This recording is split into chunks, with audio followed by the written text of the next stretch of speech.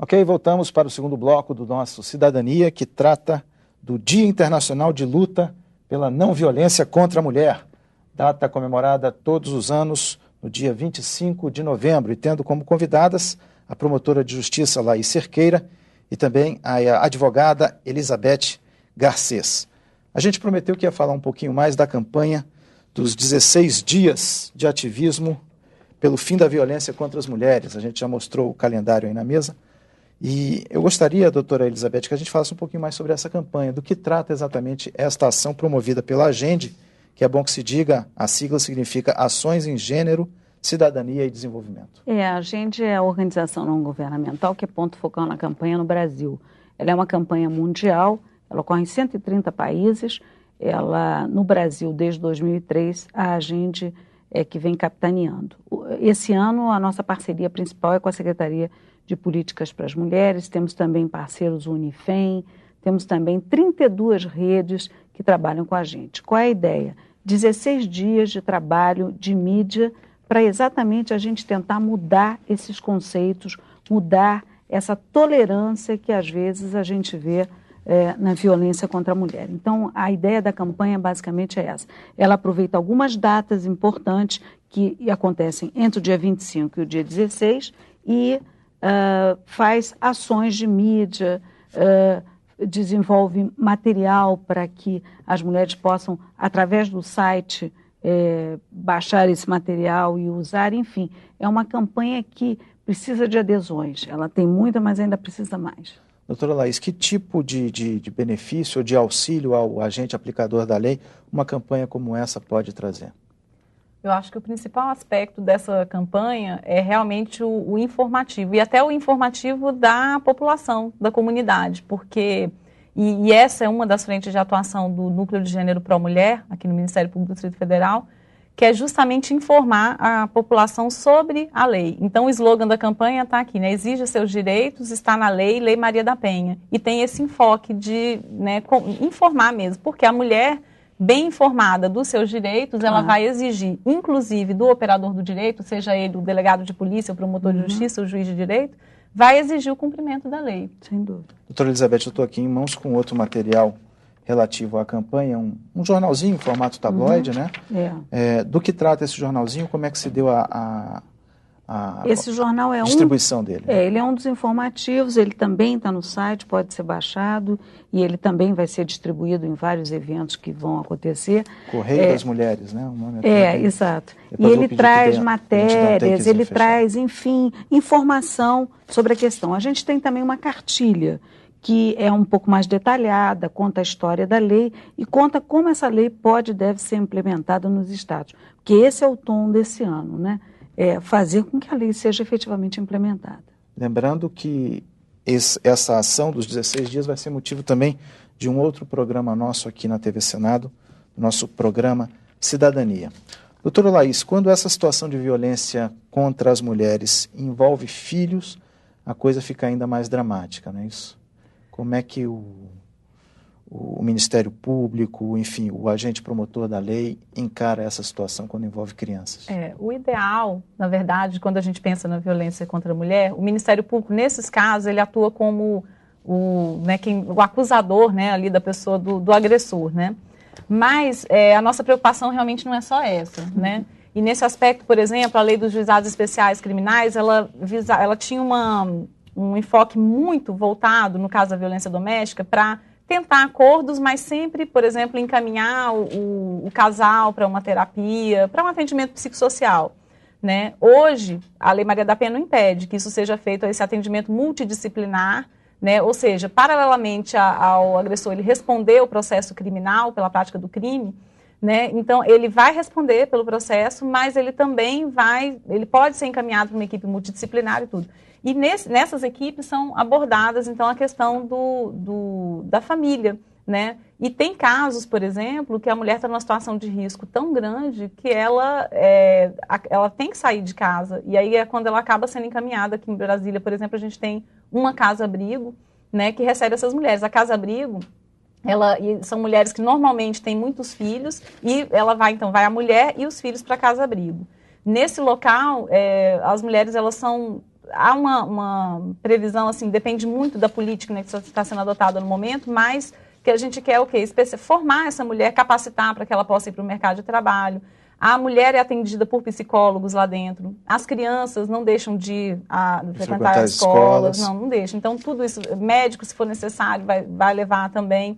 E é trabalhada essa questão, porque a nossa preocupação é que essa violência, quando ela acontece com muita frequência dentro de um lar, a criança que vê esse fenômeno, ela tende a achar que aquilo é natural, né? Então, e pode reproduzir isso no futuro. Né? Ou então o menino ele pode vir a ser um agressor ou repudiar o pai de tal forma também que ele acaba adotando um outro comportamento extremo também que não é desejável, né? E as meninas, por sua vez, elas crescem, né, achando que é um fenômeno natural, achando que é normal a mulher viver esse tipo de situação. Doutora Elizabeth, a violência, né, uma semente que plantada no lar, ela tem ramificações as mais perversas possíveis, né? Há casos, inclusive, em que as crianças são vítimas de violência por parte da mãe, em função de uma violência sofrida por essa mãe, né, pelo cônjuge e tal. Como é que o Estado poderia, ou a Lei Maria da Penha está atenta a essa questão, como é que o Estado poderia preservar melhor esses outros entes da família, no caso, os filhos, né? A Lei Maria da Penha tem vários instrumentos para melhorar isso, principalmente a rede de serviços, que é obrigatória no juizado e nas delegacias, e está lá de forma muito clara, se não me engano, artigo 32, é isso?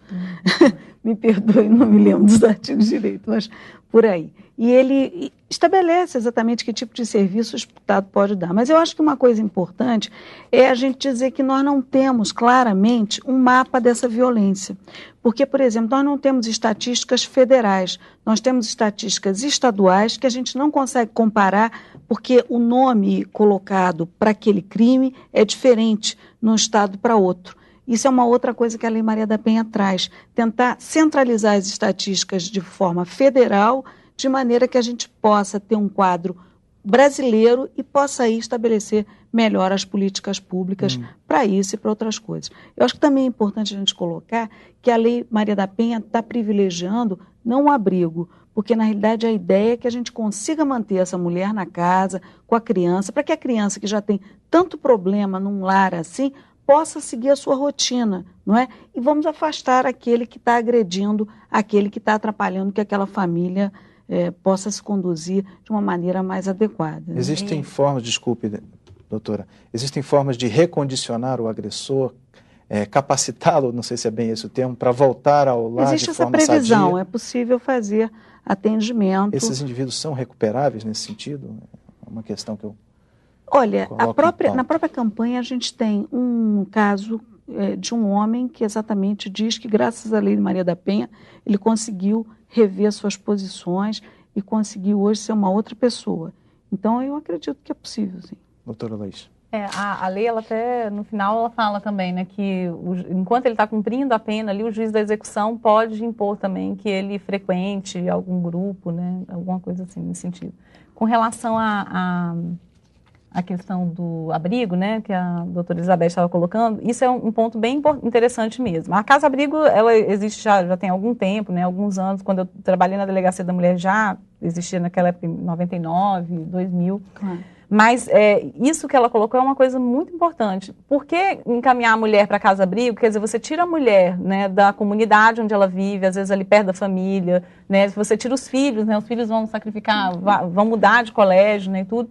Se hoje, na Lei Maria da Penha, tem a previsão da prisão preventiva. Porque só vai para casa-abrigo mulheres que estão em situação de elevado, assim, alto risco de vida. A mulher não pode chegar e pedir para ir para casa-abrigo? Ela pode pedir. Pode? Ela pode. Ela pode pedir isso na delegacia de polícia. Mas, até oferecido. Até oferecido. A delegacia, na verdade, oferece o serviço. Mas o que é interessante frisar é que é melhor para a mulher, na verdade, que ela fique em casa, que saia o agressor, já que hoje existe a possibilidade da prisão preventiva, porque ela vai para casa-abrigo, por quê? Porque ela está vivendo uma situação de risco. Mas se você pode garantir a segurança dela em casa, tanto melhor. Né? Eu acho que a gente podia acrescentar aí que nas medidas protetivas, inclusive, você tem um afastamento, por exemplo, do bairro. É claro que a lei fala em metros, em 200 distância. metros, 100 mas metros. isso você pode aplicar de uma outra maneira mais prática, porque ninguém vai ficar medindo. Mas, tipo assim, olha, ela mora numa comunidade, ele não pode chegar naquela comunidade. Eu acho que isso torna a lei bastante eficiente, né? Por exemplo, ele não pode chegar perto do trabalho dela. Uma das coisas que as mulheres mais sofrem é que não conseguem chegar ao trabalho.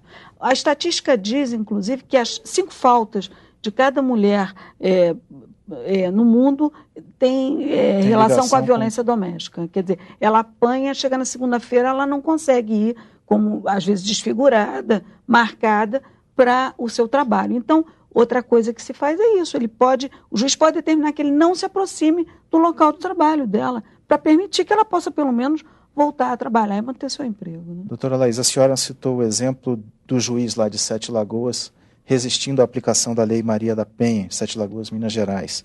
Existem estados culturalmente mais resistentes à aplicação dessa lei? Minas Gerais seria um deles? Tido como um estado machista já há algum tempo, ainda conserva esse perfil? Assim, que, na verdade, a gente tem agora um observatório, né, da Lei Maria da Penha, que foi formado agora no mês de novembro, outubro, e esse observatório vai trazer essas respostas, né, para a gente. Mas eu acredito, assim, que isso aí, na verdade, foi uma decisão, né, isolada, de uma maneira geral. A decisão, houve recurso, o Tribunal de Justiça de Minas Gerais já se manifestou, né, contrariamente à decisão, né, determinando lá que fosse aplicada a lei. Agora a gente tem notícias, por exemplo, do Tribunal do Mato Grosso do Sul, né, que declarou a lei, disse que a lei era inconstitucional, né, confirmando uma decisão de um juiz também de primeiro grau. Então, assim, na verdade, a gente está passando por essa fase, a lei tem 1 ano de vigência, e a gente está passando pela fase de implementação da lei. É necessário que haja uma mudança, né, uma mudança cultural, uma mudança de mentalidade, né, por parte daqueles que estão operando com a lei. É necessário que haja conhecimento, que as mulheres conheçam seus direitos para que exijam, né, o cumprimento da lei. Então, é uma fase ainda, 1 ano é muito pouco. A minha expectativa não era assim, a lei vai entrar em vigor e tudo vai mudar. Não, a gente sabia que algumas resistências a gente ia encontrar no meio do caminho, mas isso tudo vai sendo superado com o tempo. Inclusive, se você me permite, claro. A questão da inconstitucionalidade, inclusive, é assustadora. Primeiro porque as convenções internacionais dão respaldo à lei.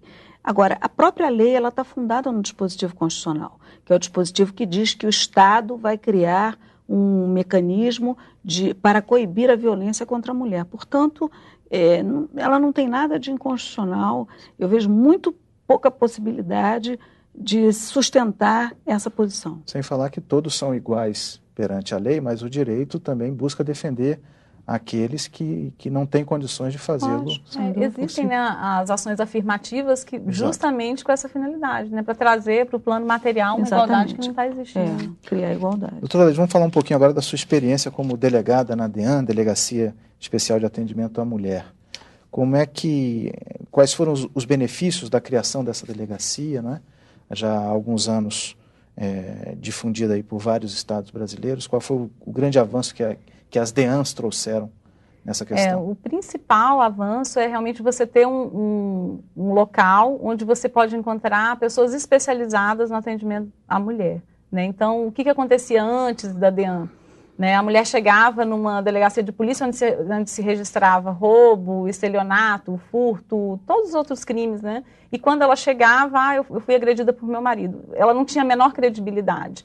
Era maltratada, às vezes ela sofria outra violência, né, no atendimento. Era humilhada. Motivo de chacota. Se o caso é, então, de violência sexual, é pior ainda. Mesmo a violência sexual, não digo nem entre desconhecidos, às vezes ela já sofre o comentário do tipo... mas você estava passando essa hora em tal lugar, mas com essa roupa, né? E também a violência sexual entre, né, companheiros, entre parceiros, aí que ela é mais desacreditada ainda. Então, imagina isso num cenário de uma delegacia comum. A DEAN, então, desde que ela foi criada, se eu não me engano, no Brasil tem cerca de 20 anos, né, as delegacias de atendimento à mulher.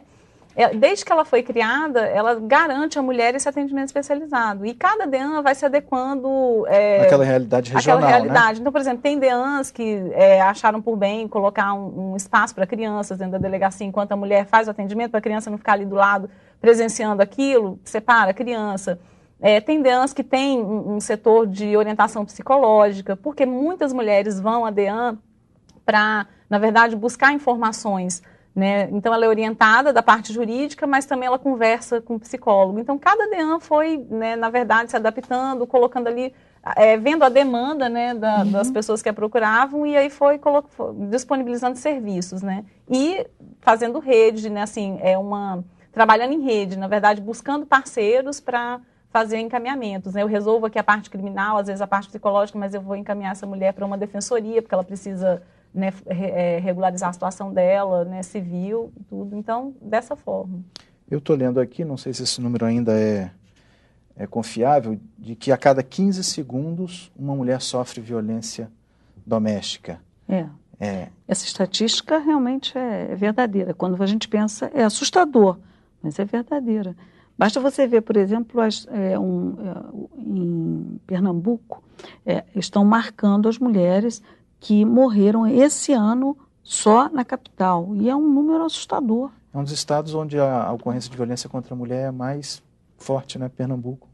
Parece que sim. Agora, eu tenho muito medo dessa coisa da estatística, porque na realidade a gente não tem esse dado como a senhora concreto. Falou, precisa desse cruzamento de dados num banco de dados nacional. Né? Claro, porque você só faz política pública se você sabe aonde, por quê e o quê.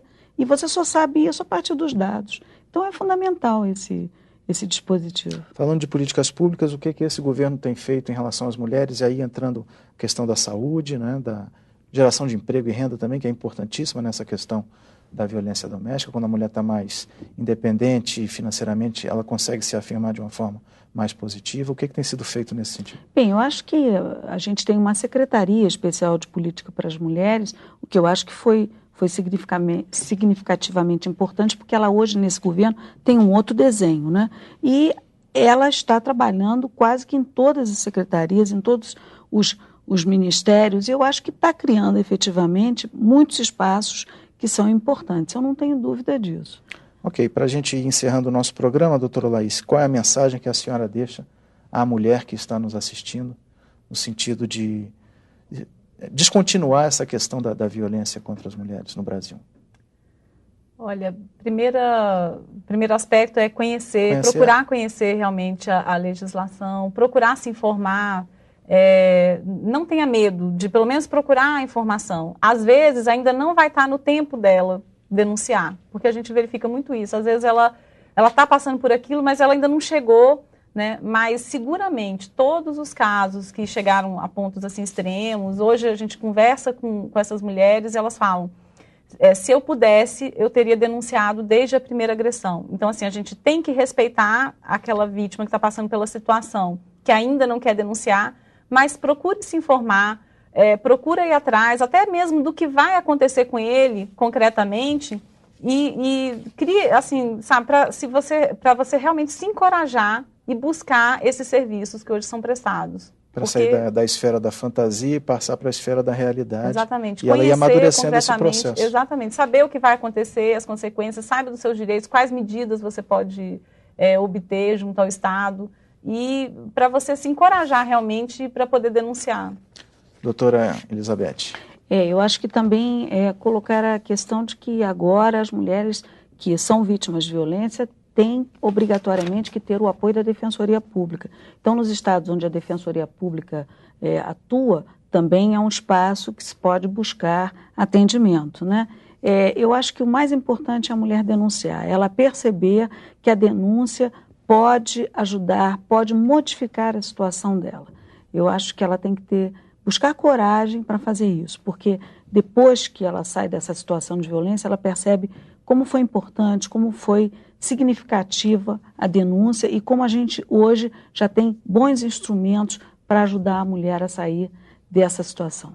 Ok, vamos encerrando o nosso programa, agradecendo as duas convidadas, doutora Laís Cerqueira, promotora de justiça, doutora Elizabeth Garcês, advogada, muito obrigado mesmo às duas. E vamos passar aí os endereços eletrônicos e também agora um número de telefone para quem puder, quem quiser, quem desejar buscar mais informações sobre os temas tratados aqui. Está aí na sua tela o site da Agende Ações em Gênero, Cidadania e Desenvolvimento. Anotei pequenininho aqui, Agende, www.agende.org.br/16 dias. O site, o e-mail, melhor dizendo, da promotoria também está aí na sua tela. pro-mulher@mpdft.gov.br. Pro-mulher com hífen mpdft.gov.br. Temos também um número, né, da Secretaria Especial de Políticas para as Mulheres, o Ligue 180, está aí na sua tela, quem quiser buscar mais informações também a respeito. E o nosso e-mail sempre disponível para sugestões, críticas, enfim, o que você quiser trazer aqui ao nosso debate, tem aí o nosso e-mail, entrevistas@senado.gov.br. Muito obrigado às duas mais uma vez, a você muito obrigado.